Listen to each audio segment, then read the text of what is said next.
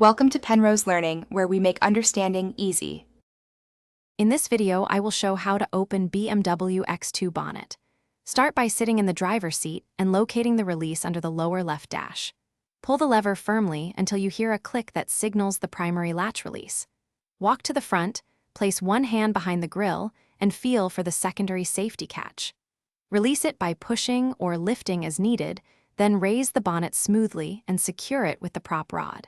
First, get cozy in the driver's seat and look under the steering column on the left side for a small lever marked with a bonnet icon. Grab it and pull toward you using steady, confident pressure until you hear the satisfying click of the primary latch releasing. If it feels stuck, double-check hood alignment and try again gently. Avoid jerking the lever to prevent damage and always confirm the click before moving forward. Now approach the front of the BMW X2 and lift the bonnet just a little to release tension on the latch.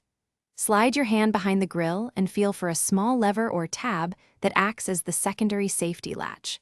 Push or slide that latch as required while lifting the bonnet with your other hand, then secure the bonnet with the prop rod or support strut.